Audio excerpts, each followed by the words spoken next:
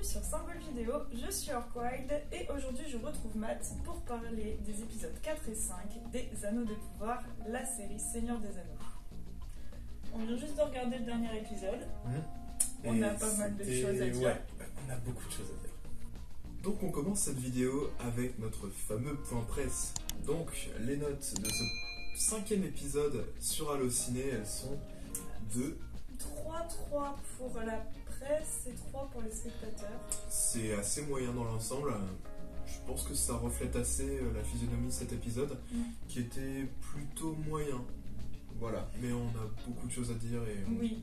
Est-ce qu'on commence en no spoil ou en spoil direct? C'est un 5e épisode. On est 5e épisode, on n'est plus à plus de la moitié de la série. Je pense qu'on peut aller en spoil direct. Ok, alors Mathieu, globalement 4 et 5 du coup. 4 et 5, ah oui. 4 et 5, les deux épisodes étaient vraiment dans la continuité des 3 premiers. On n'avait pas trop de choses qui changeaient, pas de nouvelles grosses introductions de lieux, nouvelles grosses introductions de personnages. Le rythme reste globalement le même, on reste encore vraiment dans du tranquille, ça se prépare mais on n'a pas encore grand chose qui pète. Exactement, ouais. C'est vrai que ça va pouvoir, je pense, en décevoir certains que ça soit toujours aussi lisse et calme. On n'a pas vraiment de trucs, voilà, comme tu dis, qui pètent. Bah, à part la course-poursuite dans la forêt, ou le moment où juste avant Théo se fait attaquer. Oui, par les orques. Ouais, c'est vrai qu'à part ça, on n'a pas vraiment de gros moments de tension. Non, sinon, on est beaucoup dans de la tension, mais politique.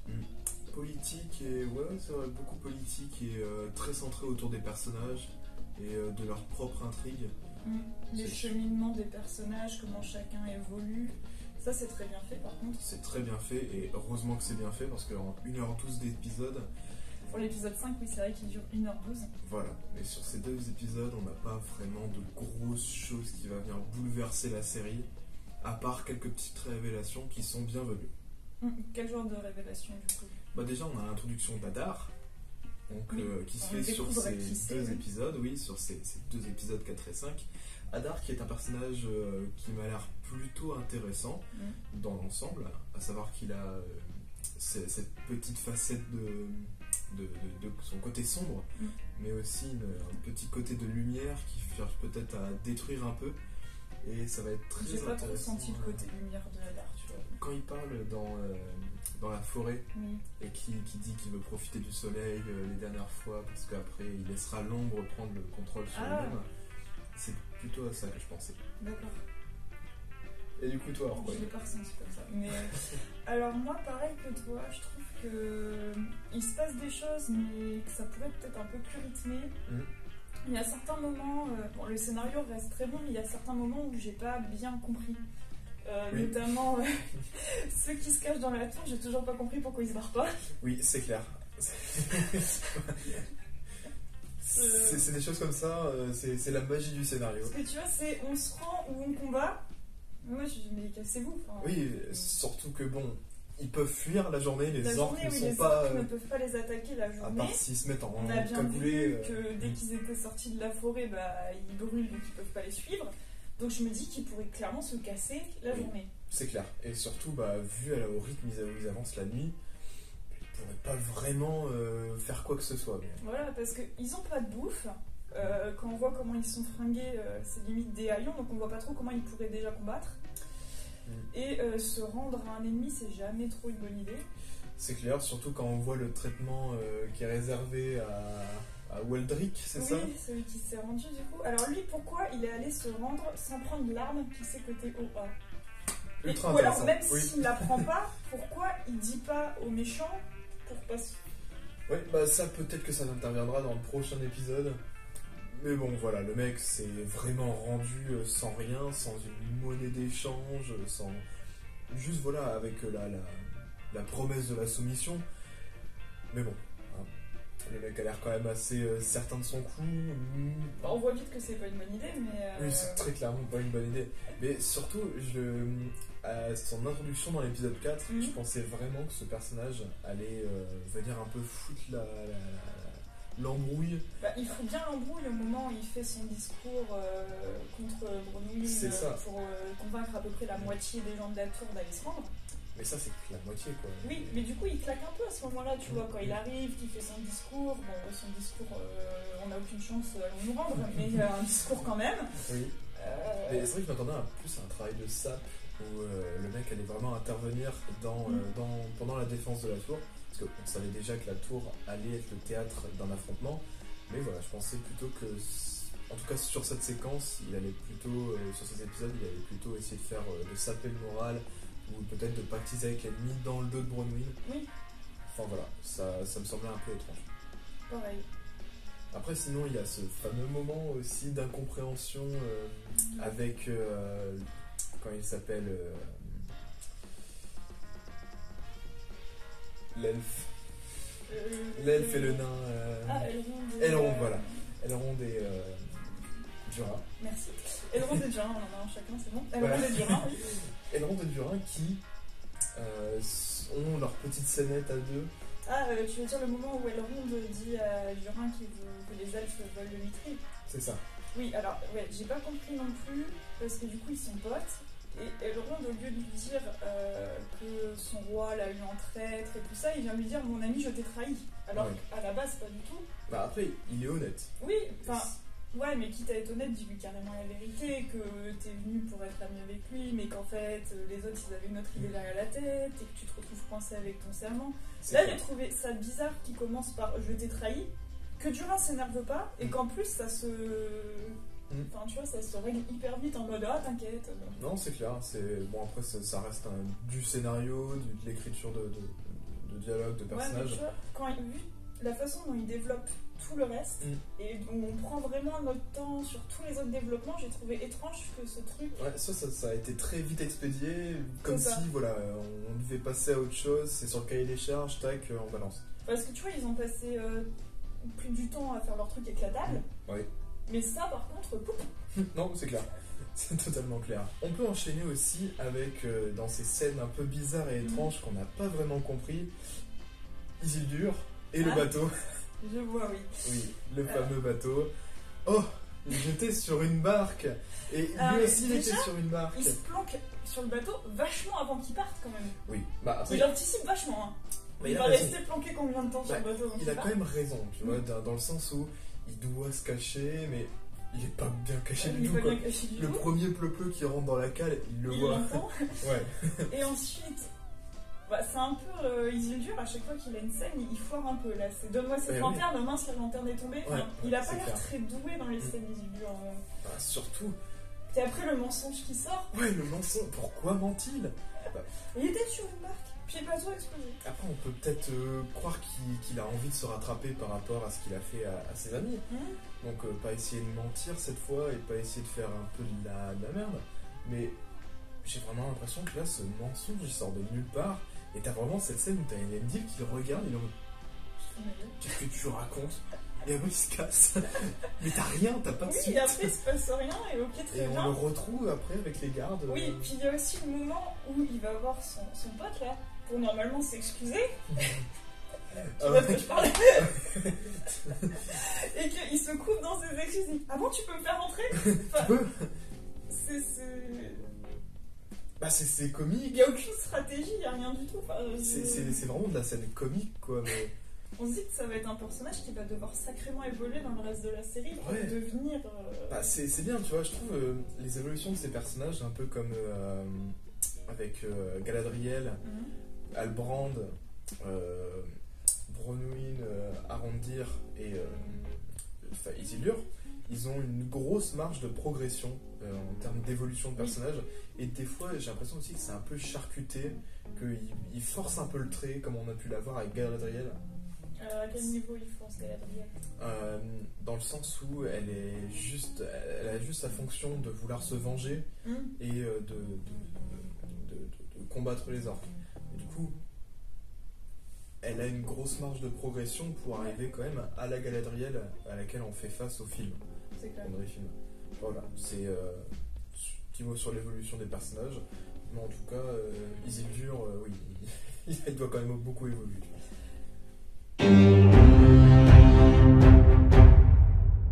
Alors Matt, on n'a pas encore parlé des pieds velus du coup avec tout ça. Non, c'est vrai qu'ils étaient absents pendant l'épisode 4 et on les a retrouvés avec cet épisode 5. Et quelle retrouvaille avec cette fameuse musique interprétée par notre ami Bobby, qui nous fait une petite musique sous fond d'images magnifiques de la Terre du Milieu. Et on en prend encore plein les yeux avec cette scène, quoi. C'est pas Poppy peut-être, oui, pas Bobby. Je sais pas. Ouais, effectivement. Puis on retrouve vraiment du coup notre mystérieux.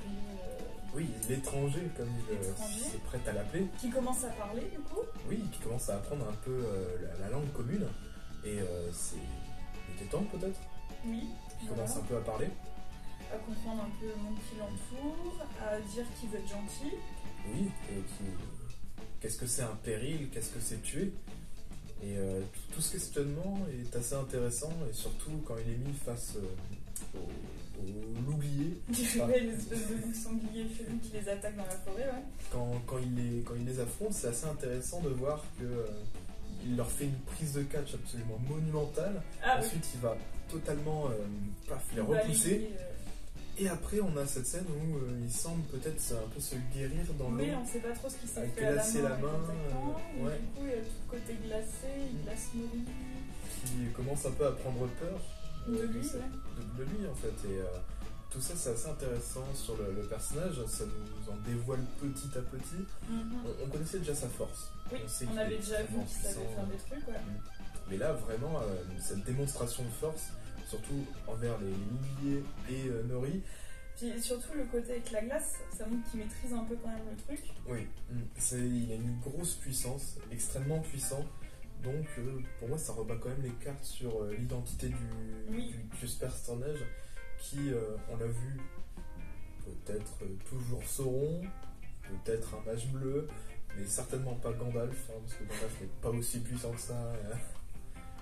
On sait pas trop, c'est vrai que ça reste un peu mystérieux sur son identité, surtout qu'on a l'impression de voir un autre potentiel Sauron dans la scène où ils viennent sur le cratère de la météorite. Exactement, quand ils reviennent, c'est juste après, quand ils reviennent sur la fameuse site de crash de la météorite. Oui, tout au début de l'épisode 5, je crois.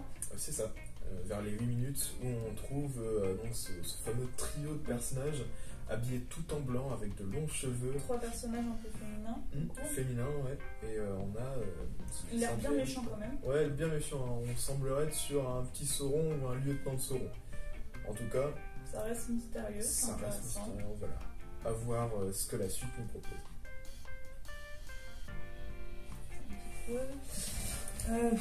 Du coup, peut-être conclusion, je sais pas.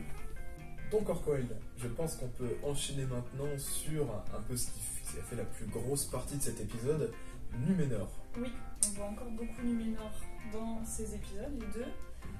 Dans l'épisode 4, on a tout le est-ce qu'on aide les elfes, est-ce qu'on part en guerre, est-ce qu'on décide de rester sur l'île. C'est très divisé, l'opinion en tout cas est très divisée, et ça se ressent en fait jusqu'aux strates supérieures du pouvoir, où on a plutôt un Pharazôn qui est vraiment réac, qui essaye de protéger son peuple et d'un peu de condamner les elfes. Et on a de l'autre côté une Galadriel qui fait toujours un peu plus pression pour obtenir de la reine Myriel qu'elle parte en guerre avec elle contre les orques des terres du sud. Oui, puis on a toute l'hésitation de la reine du coup avec son cauchemar, la vision du... je sais plus comment ça s'appelle, le truc en vert là. Oui, le Palantir. Merci. Du coup avec le Palantir qui montre un avenir horrible, elle pense que cet avenir se réalisera si ils aident les elfes. À la fin du 4e épisode, quand l'arbre commence à perdre ses feuilles, elle se dit non en fait c'était pas si je les aide, c'est peut-être si je les aide pas. Donc elle décide de les aider, et pendant tout l'épisode 5, du coup on a la préparation pour les aider. C'est ça, donc toute cette préparation elle passe par, on le voit, Halbrand qui forge des épées. Oui, alors oui, Halbrand, il y a quelques scènes où on se dit pourquoi, c'est juste pour montrer qu'il est classe. Oui, voilà, Halbrand le jongleur comme ça. Ouais, non, mais le gars, comment il ramasse l'épée, quoi. Et surtout, le mec. Il court pour venir ramasser l'épée, parce que le gars allait se pencher pour la prendre. Oui. Donc lui, puis juste pour montrer, Et ensuite, quand Galadriel s'est rapproché de lui, il se casse. En mode, non, voilà. Mais non, je passais juste là. Ouais, c'est ça, le mec, il a vraiment couru dans les rues, ramassé l'épée, c'est pour se casser, quoi. Ouais. Oui. Voilà, c'était bizarre. Mais après, toute la préparation est quand même super belle.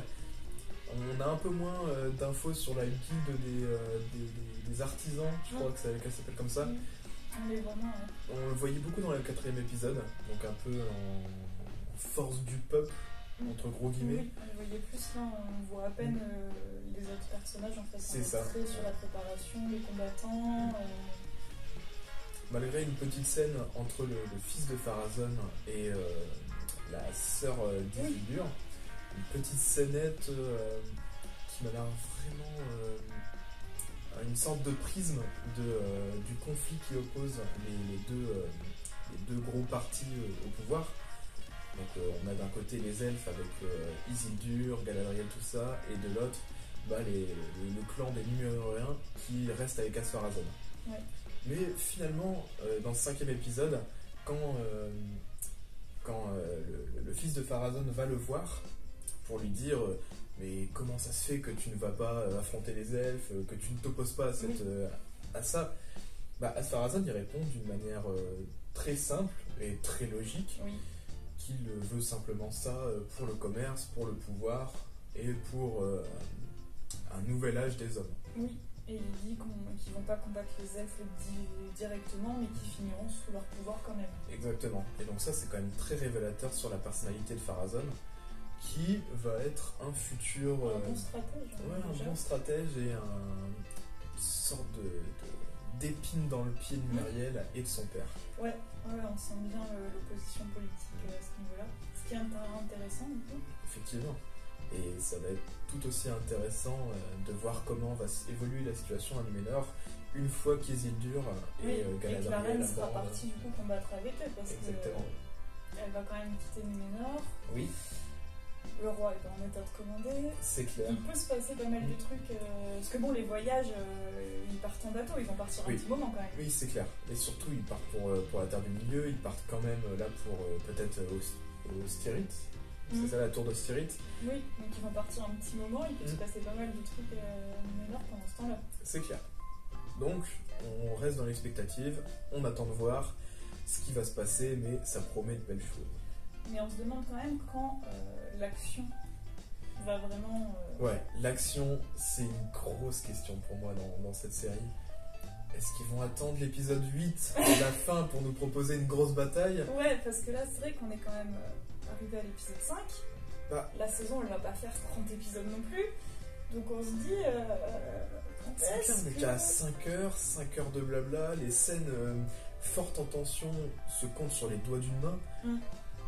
Il se passe quand même beaucoup de choses, mais on reste vraiment dans la politique, le contexte des personnages, l'évolution des personnages. Ce qui est intéressant, on adore les évolutions de personnages qui sont plutôt bien faites, à part les quelques scènes qui nous ont posé un peu de problème, mais qui sont pas non plus, on va dire, aussi problématiques que dans Obi-Wan, où là ça nous coupait complètement de l'action. Là on reste quand même, ça va, mais on se dit que ça fait un peu long quand même. C'est clair, très long, mais bon...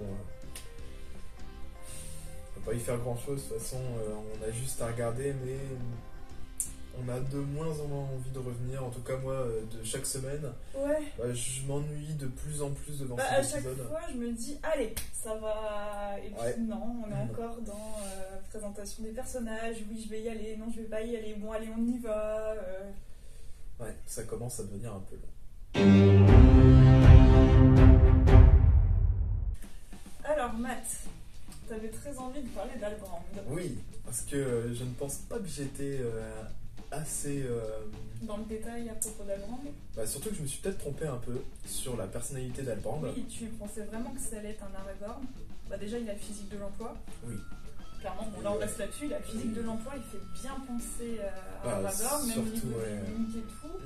C'est vrai que dans plusieurs scènes, on regarde de côté ou de profil, c'est la même gueule, c'est la même tête. Mais maintenant, c'est dans le personnage que ça change un peu. Donc là, c'est beaucoup plus intéressant dans cet épisode. On a enfin un développement significatif. Halbrand, ça fait quand même 3 épisodes maintenant qu'on le côtoie. Et on savait que c'était un mec un peu plus sombre, un peu plus ténébreux, qui était... Plus dans le délit. Ouais, voilà. C'est vraiment le gentil, qui a le cœur pur, qui veut aider les gens, qui veut sauver. Absolument, mais c'est là pour l'instant, Halbrand, on n'a pas vraiment de scène où il ne truande pas, où il essaye pas de doubler les gens. Le fait d'avoir vendu Galadriel en 10 ans à Myriel. Ah, c'est vrai que tu vois bien le stratège. Hein. Ils sont en prison ensemble. C'est lui qui fait penser à aller voir le roi pour court-circuiter la reine. Ouais.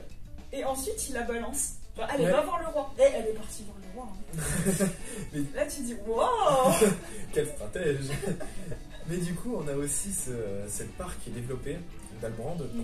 On se doutait quand même un petit peu de son passé de roi. La discussion entre Galadriel et lui, là, qui était assez bien faite, du coup. Bien sûr. Elle lui avoue qu'elle ne peut pas s'arrêter de combattre.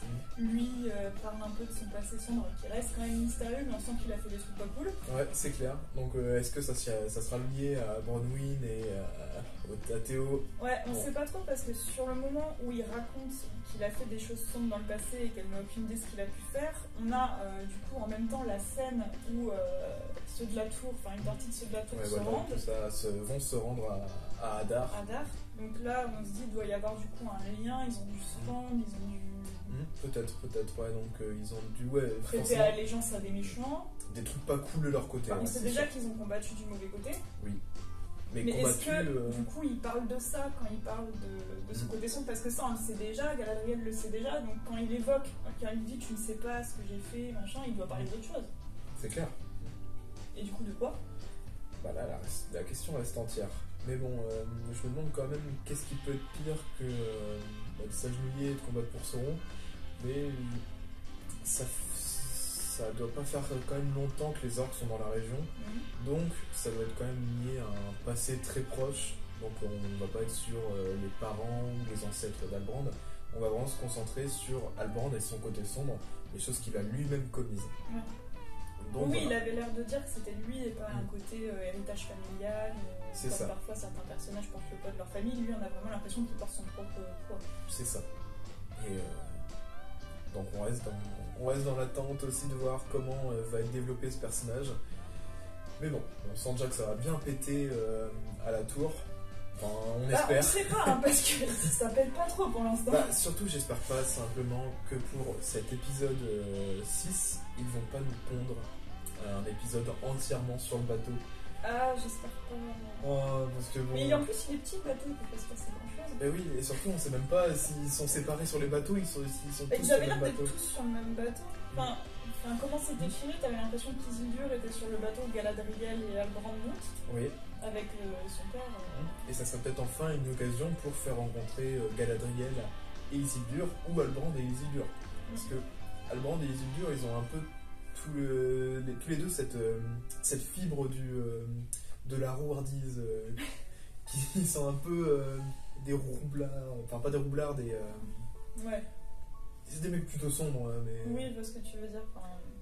Isildur un peu moins sombre quand même, on a plus l'impression que c'est le gars qui est pas très doué, qui sait pas trop encore qui il est, qui tâtonne. C'est clair, mais est-ce que Halbrand va pas pouvoir le prendre un peu sous forme devenir un mentor pour Isildur? Ça peut faire une relation intéressante. Enfin, en tout cas, je vois un bon moyen de développer le personnage des Halbrand, parce que pour l'instant, les relations entre personnages sont assez linéaires. On a juste Halbrand avec Galadriel, Bronwyn avec Théo, ensuite Bronwyn avec Arondir. On n'a pas vraiment de lien entre tous ces personnages. Non, oui. Et je pense que ça serait un bon commencement.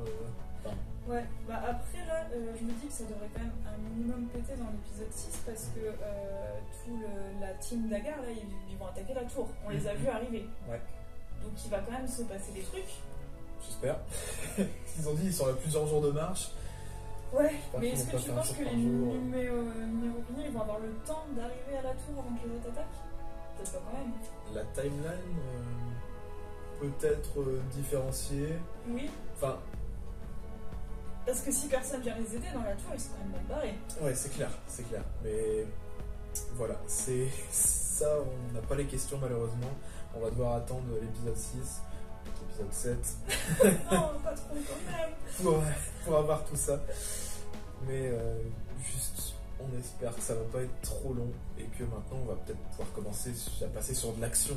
Oui, on espère vraiment qu'il va se passer des choses, parce qu'on est des gros fans de Seigneur des Anneaux. On aime beaucoup l'ambiance, on aime beaucoup les personnages, tout ça, découvrir. Mais on a quand même envie qu'il se passe des trucs, même nous, on a envie qu'il se passe des trucs. Et c'est vrai que quand on a des séries comme à côté House of the Dragon, ou maintenant la nouvelle concurrence Andor qui arrive, bah ça va être compliqué. D'ailleurs, vous pouvez aller voir nos vidéos sur le sujet, on en a aussi parlé, mais c'est vrai que même dans Andor, on trouvait que ça démarrait doucement. Est-ce que c'est les séries en ce moment qui aiment bien démarrer doucement? Est-ce qu'elles aiment prendre le temps de développer ces personnages? J'ai l'impression que oui. Je préfère ça que l'inverse, personnellement. Je préfère qu'on fasse ça que du Obi-Wan où c'est rushé et mal fait. Mais c'est une autre question. Et tout ça, ça sera pour d'autres vidéos. Voilà.